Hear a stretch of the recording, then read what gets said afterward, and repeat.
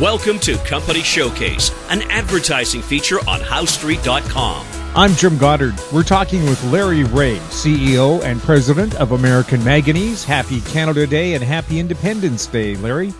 Well, happy holiday to you too, Jim, and it looks like it's going to be nice weather, and we're looking forward to it, especially after the announcement this morning where we got most of our $1 million in 2 tranches in the last week. So that's excellent because that clears the way to getting our patents and getting all that work done.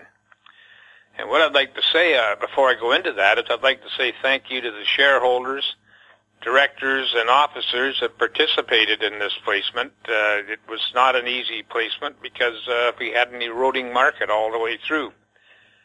But that said and done, we're sitting comfortable to get our patents applied for and get our work done. And going a little further on that, I'll be talking about the program in the next week or so in a press release, and we'll also be publishing a progress chart so that people can follow it on our website. So that will alleviate a lot of the questions that we get daily from shareholders wondering exactly where we're at. But it's everything's looking great. The weather is great, the progress is great, and the company's in good shape. So that's not much more I can say about that. Our next part of the program will cost about $750,000 to $800,000. And it'll be over a 4.5-week or 4.5-month period in 3 phases.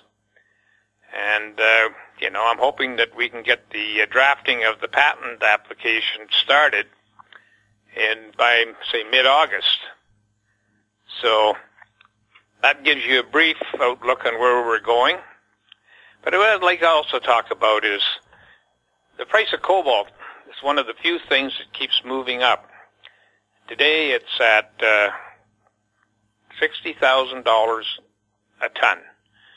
$60,000 a ton is a very significant number when you look at it because it increases the value of the cathode materials in these lithium-ion batteries considerably. It's almost doubled from the time we talked about it in January the 19th.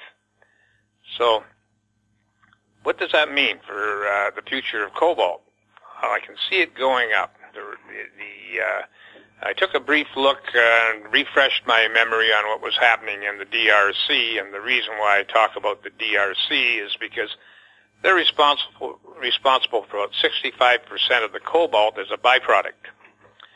And most of that comes from 2 or 3 mines, or 2 mines in particular, one that's owned by Glencorp, who produces roughly about 24,000 tons a year of cobalt. That's a significant number. And we have to consider that the next one is the China molybdenum producer, which is 16,000 tons. So that's 40,000 tons out of roughly about 60 to 65,000 tons a year. Now, the Katanga mine, which everybody may remember that follows the mining, is expected to go back into production in September this year, and so it'll add something to the cobalt production for the year, but it should have an impact next year, and they're planning on coming back in with about 22,000 tons of production of cobalt each year. That will move the DRC up to 80% of the total world's cobalt production, or between 70 and 80% of the world's cobalt production. Now, the reality is that the reserves for cobalt are quite small around the world, except in the DRC. And the DRC accounts for about 25 million tons of reserves in 3 mines. The 4th largest mine is in Australia, which has 142,000 tons of reserves. And then you have Madagascar at 137,000 tons of reserves. So you can see where I'm going with this. There's no way that we're ever going to get away from purchasing cobalt from the DRC. And the only way that you can be sure you're not getting it is if you are buying recycled material. And that's what we're working towards, getting recycled material out there. And that's what this last financing is all about. We're just moving that project ahead. Now, again, Glencore controls 66% of the 5 largest producers of cobalt. And that tells you that Glencore is sitting in a pretty good position. How could they increase their production? Well, they'd have to increase the production of copper. And in the short term, because of the copper prices, that's not going to happen. And the same set goes for nickel. So where's it going to come from? Well, there could be some primary producers coming along, although primary producers only represent, along with recycled cobalt, about 4% of the total world production.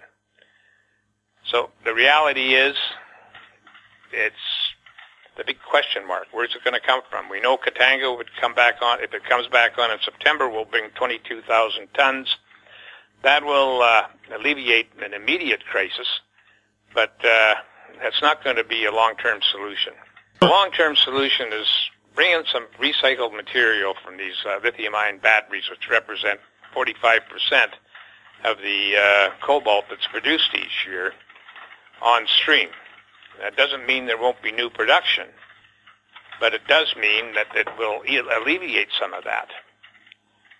So that's what we're working forward towards, and we are looking at a model that would use scrap material initially, because there's a lot of hullabaloo about the fact that there won't be enough lithium-ion batteries to make a difference for another 10 to 15 years. But what most people don't realize is that when you're producing the cathode material, to make a battery, there's a rejection of 10% of that material each year. So just as a mathematical exercise, that could represent 4,500 tons of cobalt a year. And the more they use, the higher that number goes. Now, what makes that interesting to us is the scrap material would be probably the most economic throughput that we could have, regardless of what it's made up of, as long as it's made up of all the chemistries or some of the chemistries that we've worked on. And because you wouldn't have any disassembly. You just have the aluminum foils with the cathode material on it. So that's kind of where we're going to be focusing our attention in the future, is to start out somewhere with rejected material. And we think the market would come to us on that, because if you have few hundred tons of cobalt locked up in cathode material, and you can send it off to a recycler and get that back at whatever deal you want to make with us, that's where it's going to go. It's going to go to anybody that's recycling the cathode material, and hopefully that will be us. So just to give people an idea that the company's thinking a little bit out of the box, and we want to move forward. And don't forget the tipping fee. Right now, even yesterday, I got an email from the United States, from a municipality who collects lithium-ion batteries in 5-gallon pails, and it costs them $350 US to have somebody come and take those pails away. That's a tipping fee, and that's a tipping fee that is being charged whether you're a battery manufacturer or you're a municipality that's collecting the batteries. It doesn't matter. It's a tipping fee that goes onto into the till of the company that's doing the recycling.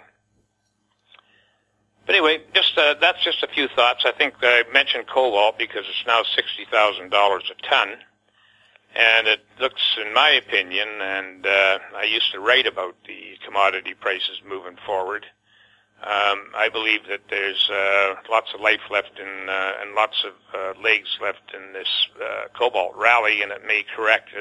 The rally is going to be pretty consistent as long as the EV car sales keep going up. That said and done, Jim, I just want to wish our shareholders out there a very happy holiday, so that come back whenever you get back, Wednesday, Tuesday, and looking at a fresh page.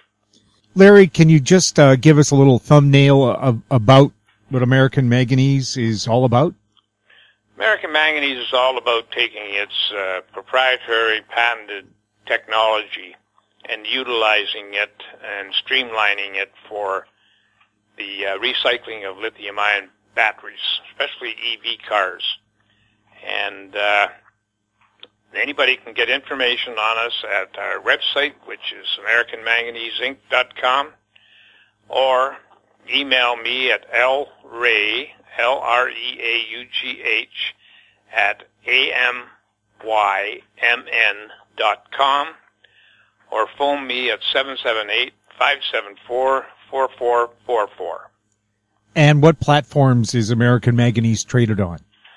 American Manganese is traded on predominantly on the Venture Exchange under the ticker symbol AMY, and it's traded in the United States under the ticker symbol AMYZF, and in Frankfurt under the symbol 2AM. Happy holidays, Larry. Happy holidays, Jim. My guest has been Larry Reaugh, CEO and President of American Manganese. We were speaking on June 30th. I'm Jim Goddard. Comments made on Company Showcase are an expression of opinion only and should not be construed in any manner whatsoever as recommendations to buy or sell any financial instrument at any time. Archived online at HowStreet.com. Company Showcase is a production of How Street Media Incorporated.